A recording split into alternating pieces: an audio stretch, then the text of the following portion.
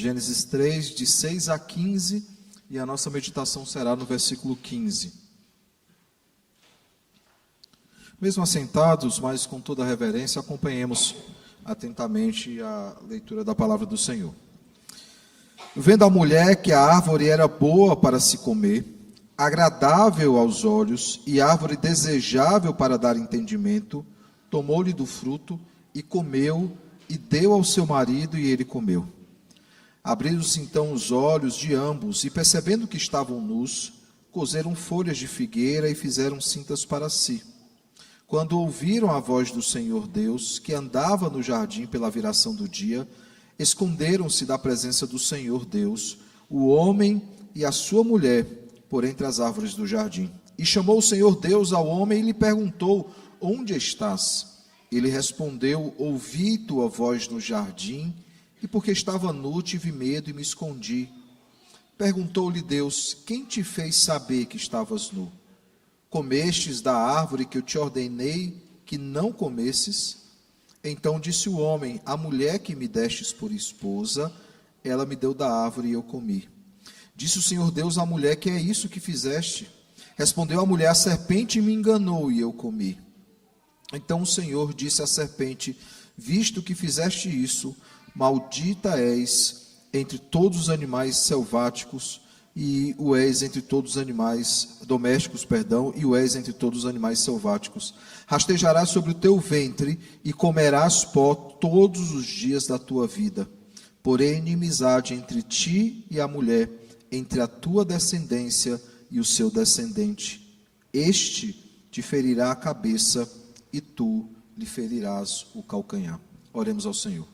Santíssimo Deus, maravilhoso Pai, graças te damos, Deus, pela tua palavra que acabamos de ler, Senhor. Pedimos que o Senhor aplique em nossos corações, que o Senhor nos lembre a respeito do Evangelho, Pai, que é pregado já aqui no jardim, já é primeiramente anunciado para os nossos primeiros pais, e que a partir desse texto, Pai, sejamos ensinados pelo Senhor a respeito do plano da redenção, do plano do decreto eterno da redenção, quando o Senhor, na eternidade, determinou que salvaria um povo específico, esse povo que nós chamamos de eleitos, Pai, a igreja do Senhor. Que sejamos por Cristo mais uma vez admoestados, exortados e consolados, mediante a iluminação do Santo Espírito, que aclara as nossas mentes e nos dá entendimento da Tua palavra, Pai. É no nome de Cristo que nós te oramos e também te agradecemos. Amém. Irmãos, iniciamos agora no mês de novembro uma nova série de pregações, né? No domingo passado o seminarista Flávio já falou dentro dessa temática já, mas hoje oficialmente nós iniciamos essa nova série que durará até o final de dezembro. O nome da série é Ele Veio e Ele Voltará, fazendo uma clara menção às duas vindas de Cristo. A primeira já aconteceu, a segunda é aquela que nós aguardamos. E hoje nós falaremos do descendente prometido, e não é à toa, irmãos. A palavra descendente vai ser muito falada nos próximos domingos. Por quê? Porque é a primeira promessa a respeito de Jesus. O primeiro título que ele recebe nas Escrituras é o descendente, ou a semente da mulher.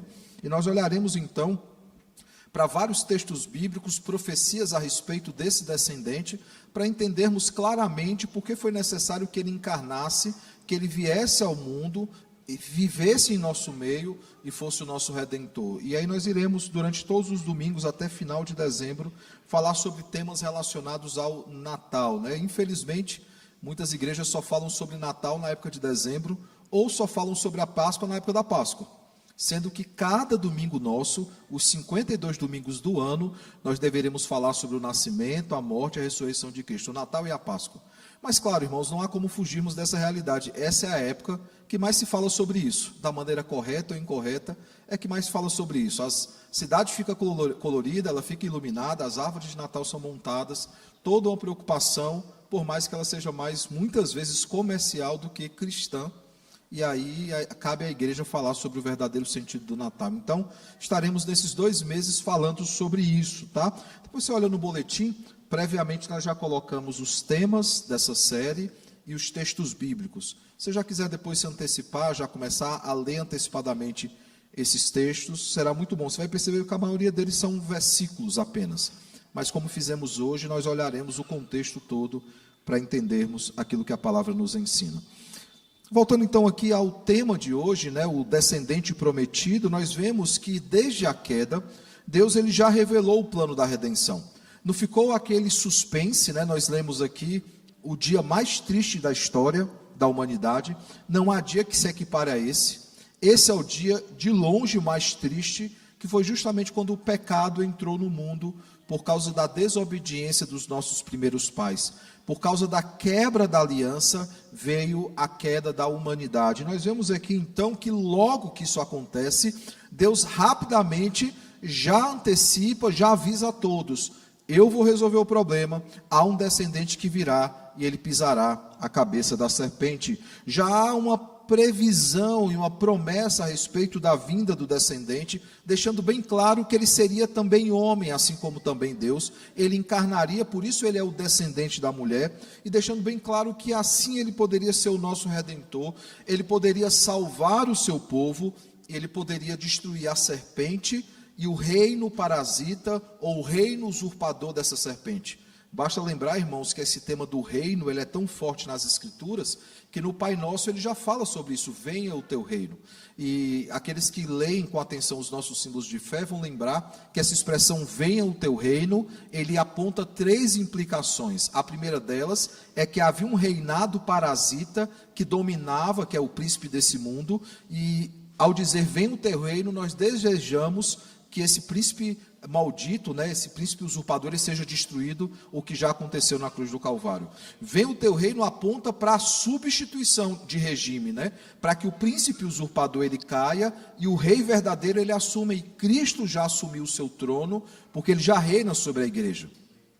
Mas há um terceiro aspecto que é escatológico, né? Venha o teu reino, é o desejo da segunda vinda de Cristo, que ele venha e que ele reine visivelmente, presencialmente sobre o seu povo. Então o tema de reino ele é muito forte. Por isso a primeira promessa é uma contraposição entre 2 reinos: o reino de Cristo, que é o reino do descendente, e o reinado do anticristo, daquele que se põe contra Cristo, a serpente, que é justamente o reinado usurpador daqueles que não pertencem ao Senhor. No pior momento da história, irmãos, quando parecia que a esperança acabaria, que tudo estava errado, o evangelho ele já ecoa no jardim. Essas palavras que parecem palavras soltas, né? Porém, inimizade, é o próprio Deus que coloca inimizade entre os eleitos e não eleitos. Porém, inimizade já é a promessa daquele que viria para pisar a cabeça da serpente. É claro que quando nós olhamos para o texto, a gente não percebe uma nuance que acontece aqui. Por quê? Porque no verso 15 vai dizer o seguinte: este te ferirá a cabeça e tu lhe ferirás o calcanhar. É uma ordem inversa. Por quê? Porque na verdade a construção se dá ao contrário. Primeiramente a serpente fere o calcanhar do descendente, referindo-se à sua morte, mas logo depois ele pisa a cabeça da serpente, se referindo à sua vitória sobre a morte. Ou seja, nesse texto nós já vemos a humilhação de Cristo e a exaltação de Cristo. De fato a serpente lhe feriu o calcanhar na crucificação, mas por meio da cruz ele é vencedor e ele começa a pisar a cabeça da serpente. Nesse verso, então, irmãos, nós temos a síntese do evangelho, nós temos o motivo da nossa esperança. Por isso que os teólogos chamam esse texto, começando Gênesis 3:8 até o 4, de proto-evangelho. Por que é proto-evangelho? Porque é o evangelho na sua origem. O evangelho ele já ecoa do jardim. Olhando especificamente aqui para o texto, irmãos, nós vemos que do verso 8 que nós lemos essa manhã até o verso 24, nós temos as consequências da quebra da aliança que resultou na queda da humanidade. Nós já vimos esse texto, basta os irmãos lembrarem, né, que nós durante muitos anos, 2 anos e meio mais ou menos, nós meditamos em Gênesis, nos cultos vespertinos, e tivemos por volta de 60 sermões em Gênesis. E nós olhamos para esse capítulo 3 2 vezes. Nós olhamos para 2 sermões aprofundando esse texto, porque ele é um texto riquíssimo. Claro que eu não posso repetir aqui o que foi dito naquela oportunidade, mas também, lembrando que alguns não estão no culto da noite, eu achei prudente que nós revisitássemos alguns aspectos importantes desse texto, para que a gente entenda perfeitamente o que é que aconteceu nesse momento. O que eu posso dizer, irmãos, de antemão, é que o jardineiro, fazendo menção ao vídeo, né? ele é o jardineiro, e nós... Todo mundo conhece lá do fonoaudiólogo, né? O jardineiro, que é Deus, que foi quem plantou o jardim, ele não abandonou o seu jardim. O que nós vemos claramente, irmãos, é que no jardim ele manifesta a sua graça, no jardim ele manifesta a sua misericórdia, mesmo que ao mesmo tempo ele manifeste a sua justiça. E há aspectos jurídicos aqui. Por exemplo, ele sabe o que aconteceu no jardim. Ele sabe o que os nossos primeiros pais fizeram. É óbvio que ele sabe. Mas ele faz perguntas jurídicas. Onde vocês estão? Como é que vocês sabem? Percebam que as perguntas que são feitas são perguntas jurídicas, como um grande tribunal montado para que se chegasse a um veredito. Mas ao mesmo tempo que há esse tribunal funcionando e a condenação nesse tribunal, é uma condenação que ela é graciosa em muitos aspectos. Ele mitiga a sua maldição. Por exemplo, Deus ele vai ao encontro do casal. Ele poderia fulminar aquele casal de onde ele estava. Ele vai ao encontro do casal. Segundo, nós vemos que o homem, por mais que ele tenha trabalho para trabalhar, seja penoso o trabalho dele, ele continua trabalhando e a terra continua dando frutos, apesar dos cardos, dos abrolhos, dos espinhos. A mulher, ela continua sendo mãe. Deus ela não extirpa a descendência daquela mulher, pelo contrário, daquela mulher viria o descendente, em respeito que de Eva veio as outras mulheres até chegar em Maria, quando nasceu o nosso Salvador. A terra continuou dando fruto. Há um outro aspecto gracioso, é que Deus providencia roupas para eles, né? Alguns acham que já é uma prefiguração do sacrifício de Cristo, aquele que morre para providenciar a nossa segurança. Deus os expulsa do jardim. Pastor, isso é graça? Claro que é. O argumento para que eles sejam expulsos do jardim é: eis que eles se tornaram semelhantes a nós, e para que eles não incorram em comer da árvore da vida e vivam eternamente, eles não podem continuar no jardim. Imagina aí, irmãos, os nossos primeiros pais em pecado, comendo da árvore da vida e vivendo eternamente. Isso é graça e misericórdia. O sétimo aspecto, que é o maior de todos, a promessa da redenção. E além disso, nós vimos também naqueles sermões 3 promessas importantes. Primeiro, a comunhão foi refeita. A criação está sendo redimida, né? Ela foi refeita em Cristo. A criação está sendo redimida por meio do Senhor. E a morte será completamente vencida na volta de Cristo. Irmãos, isso é o evangelho em ação. Isso é o evangelho acontecendo a partir da cena do jardim. E para completar então essa introdução, fazendo menção rapidamente a esses 2 sermões, nós vimos algo muito simples. Gênesis 1 e Gênesis 2 tratam a respeito da criação. Gênesis 3, principalmente aí do verso 1 ao verso 7, mostra como é que o pecado entrou em cena, né? Como é que a queda aconteceu. Nós temos em Apocalipse 21 e 22 a consumação de todas as coisas, novos céus e nova terra, e o findar da história, como conhecemos, né? Agora só a eternidade.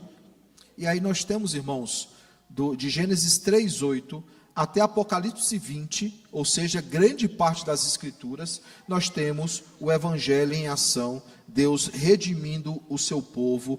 Nós temos aquilo que nós conhecemos como redenção. Percebam que em toda a Escritura nós temos os 4 pilares, ou os 4 fundamentos da fé cristã. Gênesis 1, Gênesis 2, criação. Gênesis 3, queda. Gênesis 3 a Apocalipse 20, a redenção. Apocalipse 21 e 22, a consumação.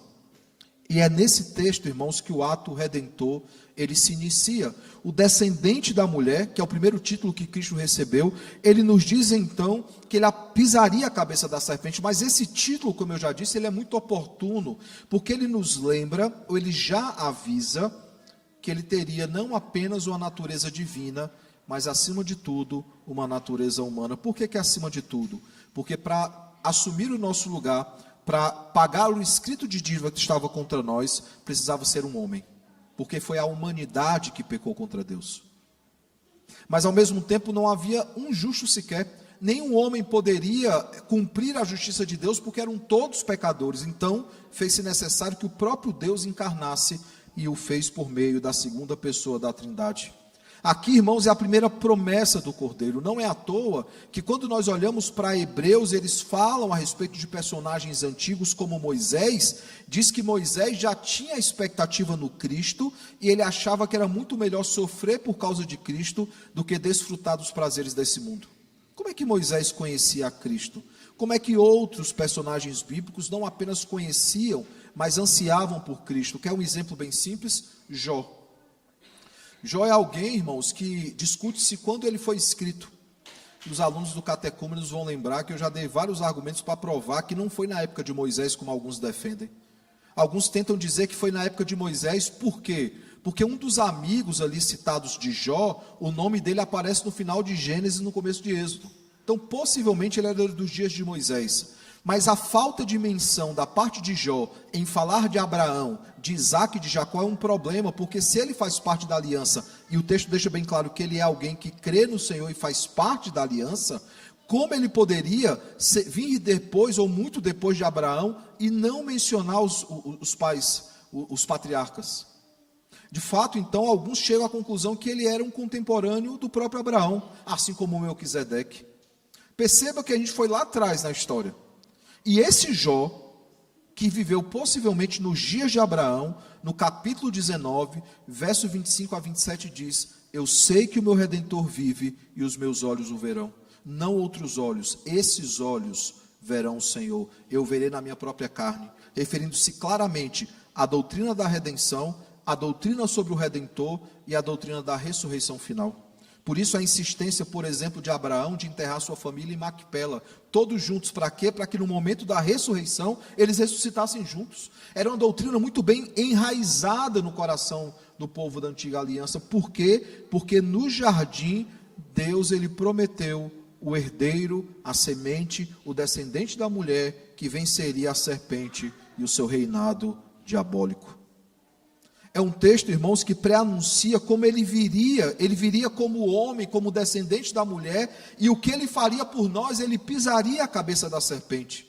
É um texto, irmãos, cheio de promessas gloriosas que apontam para o nosso Redentor. Por isso, não havia como, irmãos, nós começarmos essa série sem olharmos para Gênesis. E os irmãos perceberão pelos textos que foram escolhidos, que de forma muito panorâmica nós percorreremos toda a Escritura, mostrando claramente que em toda a Escritura, bem como em toda a história da humanidade, a redenção esteve e sempre estará em curso até a consumação de todas as coisas. Eu pergunto então, o que é que nós podemos aprender desse texto? O que é que ele pode nos ensinar? A primeira coisa, irmãos, a promessa do Redentor. De fato, não há como fugir disso. Essa é a primeira e a mais importante das promessas. Perceba que mesmo em meio a juízo, Deus ele providencia, ele anuncia o conserto, ele anuncia a solução. No momento do batismo, irmãos, é uma das expressões mais belas que um ministro pode dizer. Fulano, fulana, filha do conserto, eu te batizo em nome do Pai, do Filho e do Espírito Santo. Porque de fato, irmãos, nós somos filhos do conserto, bem como somos filhos também da aliança. Ele anunciou, irmãos, já de antemão a redenção, e que essa redenção se daria por meio do descendente da mulher. Aqui nós vemos a aliança ou o pacto da graça acontecendo. Essa promessa, irmãos, é que dá esperança ao povo da aliança. E veja que ela não está nas circunstâncias, tantas vezes adversas e difíceis, que a nossa vida nos traz. Nós vivemos uma vida que é difícil, essa é a consequência do pecado. A terra foi amaldiçoada, a criação foi amaldiçoada, e essa maldição recaiu sobre nós adoecemos, nós envelhecemos, nós passamos por dificuldades. Mas a nossa esperança, irmãos, não está nessas adversidades, a nossa esperança está na promessa do Senhor que é fiel. Ou como aquele cântico antigo, né? Não olhe as circunstâncias, não, olhe o seu amor, não me guio por vista, alegre estou. A redenção, irmãos, ela se iniciou por meio da promessa do Redentor, de que seríamos salvos por Ele, e ninguém recorreu ao Senhor dizendo, salva-nos, porque ninguém poderia fazer isso, porque todos nós estávamos mortos em nossos delitos e pecados, éramos por natureza filhos da ira, éramos filhos da desobediência, ninguém poderia procurar a Deus, é isso que o Romanos nos diz. mas aprove ao Senhor providenciar o conserto e a redenção por meio do seu Filho, por mais que isso custasse a morte do seu unigênito. Isaías 53 diz que ele se agradou de moer o próprio Filho, porque ele faz isso para redimir o seu povo. Desde o princípio, irmãos, o Senhor deixou claro que ele tinha um povo eleito quando ele põe inimizade entre o descendente da mulher e o descendente da serpente. Há um povo escolhido para ele. Não é à toa que Gênesis 4 nós temos a descendência de Caim, que é a descendência da serpente. Em Gênesis 5 nós temos a descendência da mulher, que é aqueles que são os filhos de Deus. Em Gênesis 6, as duas descendências estão lá, os filhos de Deus e os filhos dos homens. E eles entram em casamento, eles entram em aliança, e é quando a humanidade chega ao ápice da sua corrupção. Desde o princípio, irmãos, ele deixou claro que ele tinha um povo eleito, os descendentes de Cristo, e que ele faria de tudo que estava ao seu alcance para redimir esse povo, inclusive moer o próprio Filho.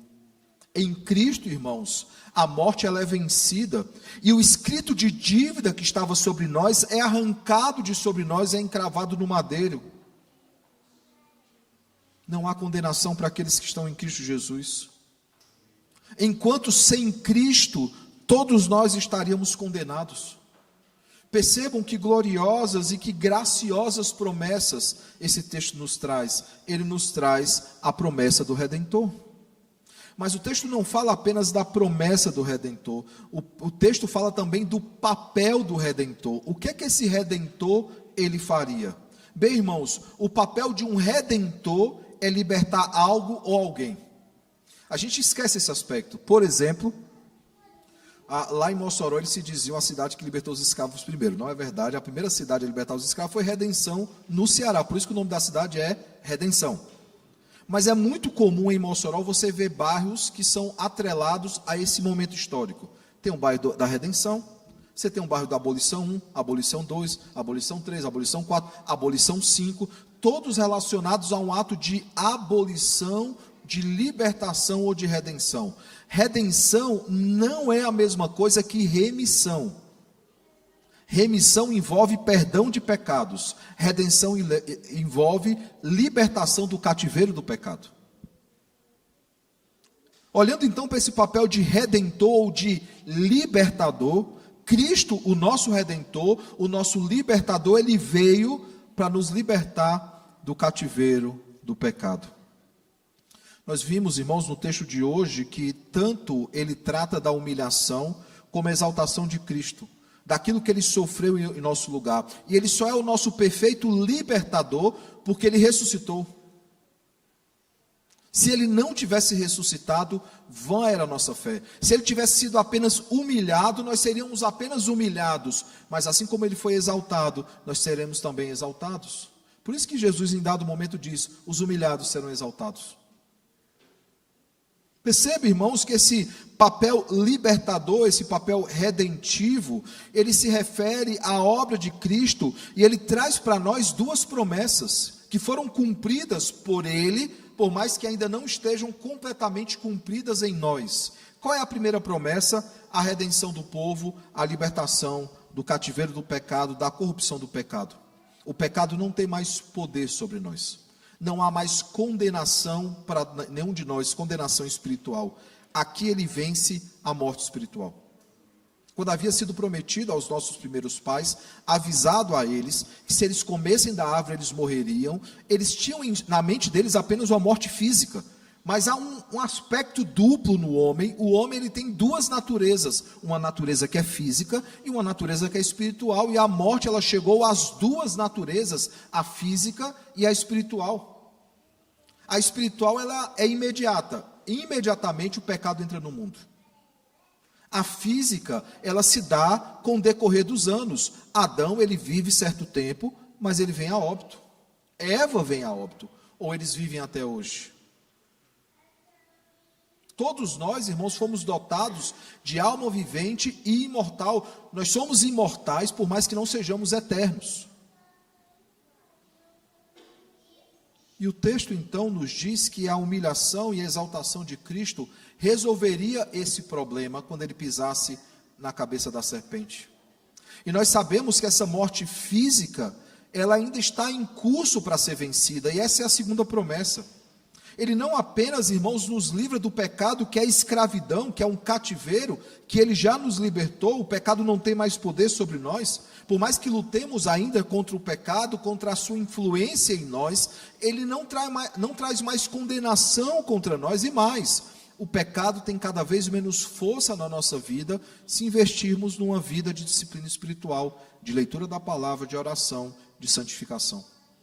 Mas o segundo aspecto, a segunda promessa, é a libertação final, quando a morte não terá mais poder algum sobre nós. Quando o pecado não existir de forma alguma nas nossas vidas, nem um traço do pecado, e isso acontecerá na glorificação do corpo. Aquilo que 1 Coríntios 15 nos diz, quando aquilo que é corruptível se revestir de incorruptibilidade, o que é mortal se revestir de imortalidade, então se cumprirá a palavra que diz: tragada foi a morte pela vitória. Onde está, ó morte, a tua vitória? Onde está, ó morte, o teu aguilhão? É o momento, irmãos, quando a morte será completamente extirpada, retirada da face da terra. Como Paulo ele se refere, né? E o Deus da paz em breve esmagará debaixo dos vossos pés a Satanás, Romanos 16, 20. Isso nos leva ao terceiro aspecto desse texto, porque esse texto fala da promessa do Redentor, esse texto fala do papel do Redentor, mas ele fala, acima de tudo, da vitória do Redentor. E nesse último ponto, irmãos, eu gostaria de voltar novamente ao verso 15, ao texto de hoje, quando ele diz o seguinte: porém inimizade entre ti e a mulher, entre a tua descendência e o seu descendente, este te ferirá a cabeça, e tu lhe ferirás o calcanhar. Veja que nesse verso, irmãos, nós temos duas sentenças bem claras. Primeiro, há dois reinos que estão em guerra. E quem é que suscita essa guerra? O próprio Deus. É Deus que põe inimizade entre os dois reinos, entre o reinado de Cristo e o reinado do parasita, do usurpador, o príncipe desse mundo. Esse texto aqui, irmãos, para a teologia é chamado de antítese da queda. Essa é a verdadeira dicotomia. E durante toda a Escritura, essa dicotomia ou essa antítese ela é citada. Luz e trevas. Príncipe desse mundo, ele nos transportou das trevas para a sua maravilhosa luz. Constantemente nós vemos que aqueles que são amigos de Deus não podem ser amigos do mundo. E aqueles que são amigos do mundo se constituem inimigos de Deus. Há uma clara tensão entre dois reinos, entre os eleitos e os não eleitos, entre os filhos de Deus e os filhos dos homens, e essa antítese, ela foi colocada pelo próprio Deus. E aí alguém pode perguntar, qual é o final dessa guerra então entre esses dois reinos? O texto avisa, por mais que a serpente fira o calcanhar do descendente, o descendente pisará a sua cabeça, e como Paulo diz, lhe esmagará a cabeça. Cristo, conforme o texto aqui, irmãos, ele ferirá a cabeça da serpente, por mais que a serpente lhe fira o calcanhar. Como já dito, isso é uma referência muito clara à humilhação e exaltação de Cristo, à sua morte e à sua ressurreição. Não é à toa, mais uma vez, que Paulo afirma isso, que por meio da sua igreja esmagará debaixo dos vossos pés a Satanás. Ele fala em breve. E nós sabemos que esse em breve não é literal de hoje para amanhã, mas chegará um momento e ele não cessará de que acontecerá isso. Claro que para um Deus que é eterno, 1000 anos é muito breve, 2000 anos é muito breve. É a vitória final, irmãos, de Cristo sobre a serpente, é a renovação de todas as coisas. Percebam que as promessas desse texto, eles apontam, acima de tudo, para a vitória de Cristo na cruz do Calvário, e as consequências dessa vitória para as nossas vidas. Por isso ele encarnou. Ele encarnou, como diz, o Schaeffer, acho que foi Schaeffer, que ele fala da morte de Cristo. É por isso, irmãos, que ele veio. Eu gosto de uma banda antiga, chamada Fruto Sagrado, não sei quantos conhecem. André gosta de rock como eu, ele conhece. Quando ele fala que a morte morreu de medo ao ver Jesus nascer. Porque ela entendeu naquele momento que os ecos do jardim ecoavam na cruz do Calvário. ecoou na manjedoura, ecoou na cruz do Calvário, ecoou no sepulcro, para que Ele pudesse hoje estar no trono, reinando sobre as nossas vidas. Eu pergunto então, irmãos, que aplicações nós podemos tirar do texto de hoje? A primeira delas, o texto nos promete um Redentor. Esse Redentor, Ele nasceu, irmãos, para morrer em nosso lugar, para que a morte morresse na morte de Cristo, para que não houvesse condenação sobre nós. Quem é que pode nos condenar? É Deus quem nos declara justos. E Ele o fez por causa do nosso Redentor. Segundo, esse texto nos promete a redenção. Não apenas um Redentor, mas nos promete a redenção. E essa redenção, irmãos, refez a nossa comunhão com Deus. Essa redenção passou a redimir a criação. E essa redenção, ela renovará todas as coisas, como lemos hoje no texto de Colossenses capítulo 1. A redenção, irmãos, é o motivo de nós estarmos aqui reunidos. A redenção é o motivo de nós louvarmos ao nosso Deus. A redenção é o motivo de termos a plena certeza de que reinaremos eternamente com Cristo. Isso aponta para a terceira aplicação de hoje. A primeira, o texto nos promete um Redentor, nos promete a redenção. Terceiro, ela nos promete um futuro glorioso. Quando nos encontraremos com Cristo, quando nós retornaremos ao jardim e reinaremos eternamente com Ele. Eu lembro que um dos temas dessa pregação de Gênesis foi do jardim para a eternidade. E acabou o texto, alguém falou assim: pastor, mas por que se usa essa expressão, nós retornaremos ao jardim? Porque no novo céus e nova terra, a árvore da vida está lá. Há toda uma representação para dizer o seguinte: nós voltaremos para onde começou tudo. Novos céus e nova terra não vai ser nas nuvens, a gente pulando de nuvem para nuvem, tocando harpa, vai ser nesse mundo aqui transformado. Esse mundo vivendo o que ele foi criado para ser vivido. A reunião da igreja do Senhor, do povo de Deus. Todos os redimidos habitarão aqui. Pastor, vai ser em Jerusalém? Vai ser no mundo todo? Aí tem a discussão, né? O pessoal acha que Jerusalém é muito pequena por causa dos côvados lá, do tamanho da cidade santa que é descrita ali. Acho que não vai caber todo mundo lá no mesmo lugar. Gente, isso aí não é um problema para o Senhor. Ele resolve isso facilmente. Alguém vai dizer assim: mas a terra ela é toda tomada de água, né? Como é que vai ter tanta gente morando nessa terra, né? Porque o argumento é que morreu muita gente e muita gente foi redimida por Cristo, né? Vai ter muita gente morando nessa terra. Bem, o texto diz que o mar não mais existirá. Alguns discutem o que pode ser isso, né? Para o judeu o mar envolve muito a questão da maldição, por isso que eles temiam tanto o mar revolto, né? Mas, irmãos, isso é um problema que o Senhor facilmente resolverá. O fato é que o texto de hoje nos promete, mesmo em contexto de queda, mesmo em contexto de morte, esse texto nos promete aliança, esse texto nos promete vida, ele nos promete um futuro glorioso. Um redentor, uma redenção e um futuro glorioso. A pergunta que eu faço é: nós cremos nessa promessa? O nosso coração descansa na promessa do Redentor, da redenção e da promessa gloriosa que estaremos com Cristo eternamente? Que o bom e eterno Deus, irmãos, que nos elegeu de antemão e que nos providenciou um Redentor e nos providenciou a redenção, que Ele nos lembre todos os dias das suas gloriosas promessas, das suas graciosas promessas, e que Ele nos auxilie, irmãos, a vivermos em santificação, a vivermos dignamente essa salvação. Que ao acordarmos, irmãos, como o Salmo 92 nos diz, que nós louvemos a Deus pelas suas misericórdias que foram renovadas sobre nós, e ao final do dia nós nos alegremos com a sua fidelidade que nos guarda. Que Deus nos abençoe, irmãos, e nos faça de fato, durante, não apenas este domingo, né, durante esse sermão, não apenas durante esses 2 meses que nós meditaremos especificamente sobre a primeira e a segunda vinda de Cristo, mas que Ele nos ajude, irmãos, a descansarmos o nosso coração na promessa da redenção, na promessa do Redentor, nesse futuro glorioso que a palavra de Deus nos chama a esperar.